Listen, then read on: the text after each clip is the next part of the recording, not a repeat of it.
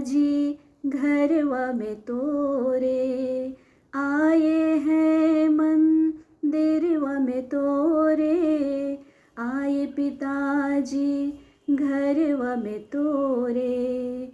भक्तों के पूजा स्वीकारो, नाथ हमें अपना लो। भक्तों की पूजा स्वीकारो, नाथ हमें अपना लो।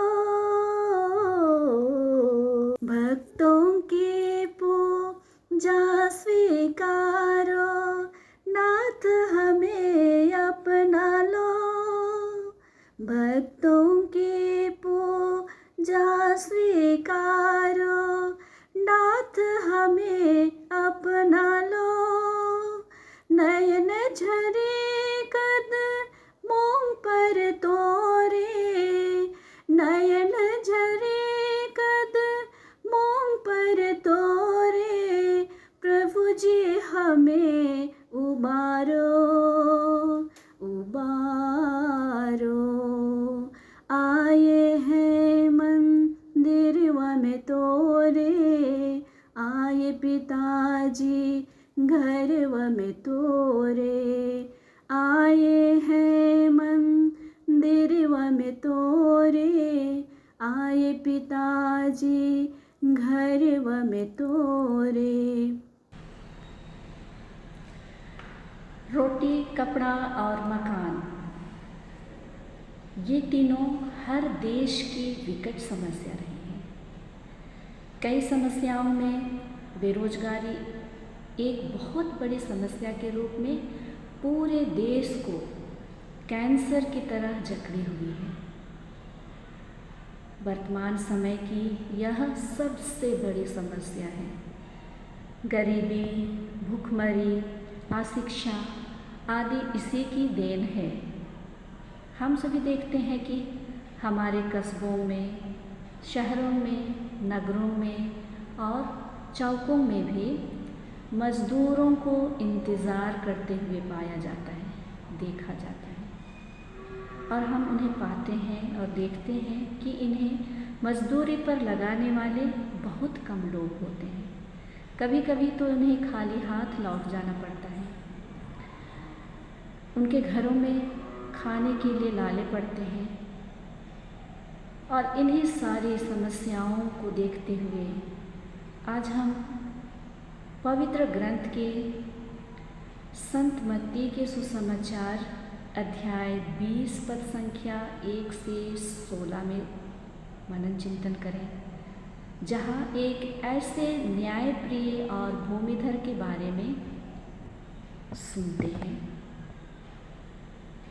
जिसने अपनी दाखबारी में काम करने के लिए हम सबों को, सबके लिए एक समान मजदूरी तय की है। और ये भूमिधर कोई नहीं पर हमारे प्रभु यीशु मसीह हैं। संत मत्ती प्रभु की उदारता पर हमारा ध्यान आकर्षित करना चाहते हैं और कहते हैं, जो मजदूर पहले आए थे उन्होंने भी समझा था कि हमें अधिक मिलेगा। संत मत्ती हमारा ध्यान खींचते हुए प्रभु की ओर कहते हैं, ये भूमिधर कोई नहीं पर हमारे प्रभु यीशु मसीह हैं। आज संत मत्ती प्रभु की उदारता पर हमारा ध्यान आकर्षित करना चाहते हैं, हमारा ध्यान खींचना चाहते हैं और ये कहते हैं कि जो मज़दूर पहले आए थे उन्होंने समझा कि हमें अधिक मिलेगा, परंतु उन्हें भी एक ही दिनार दिया गया, एक ही सामान, एक ही वेजेस मिला। तो वे भूमिधर पर कुड़कुड़ाने लगे और कुड़कुड़ा कर कहने लगे कि इन पिछलों ने तो सिर्फ एक ही घंटा काम किया है और उन्हें हमारी बराबरी कर दिया आपने, जिन्होंने दिन भर काम किया और धूप सहते रहे। इस पर उस भूमिधर ने उन्हें उत्तर दिया, मित्र, मैं तुमसे कुछ अन्याय नहीं करता हूँ। क्या तूने मुझसे 1 दिनार तय नहीं किया था? ये मेरी इच्छा है कि मैं जितना तुझे दूँ उतना ही इस पिछले को भी दूँ।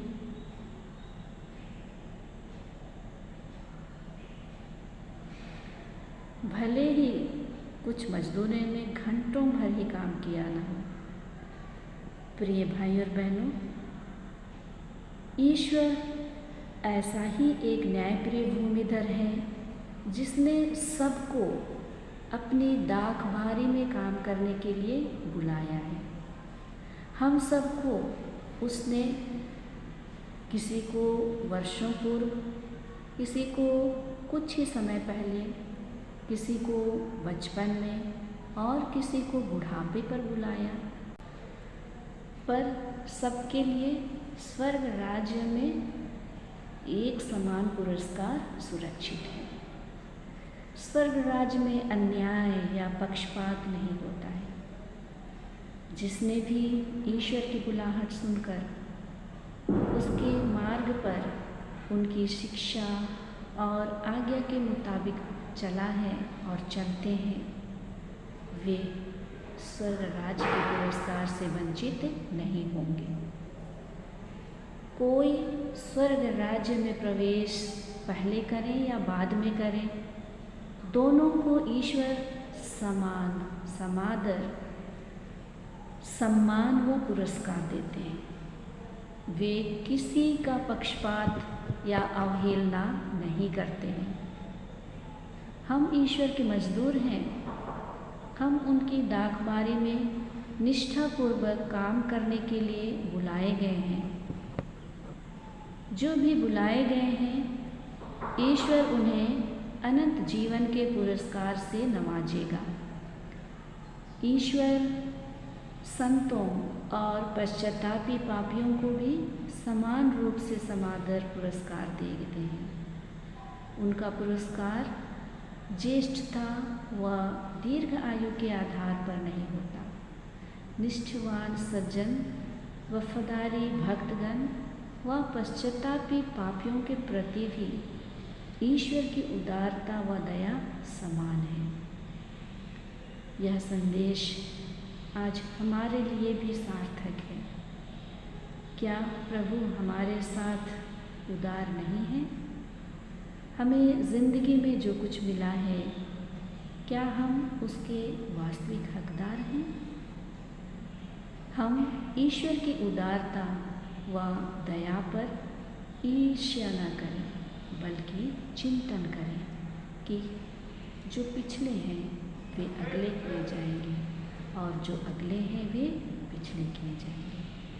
तो चलिए हम उस करुणामय प्रभु, उस दया सागर प्रभु, उस भूमिधर को धन्यवाद दें, उसकी स्तुति व आराधना करें जिसने हम सबको इस योग्य समझाए, अपने काबिल समझाए और हमें अपनी दाखबारी में निष्ठापूर्वक काम करने के लिए पक्षहीन होकर उनके लोगों की सेवा करने के लिए बुलाया है। उस प्रभु को धन्यवाद दें।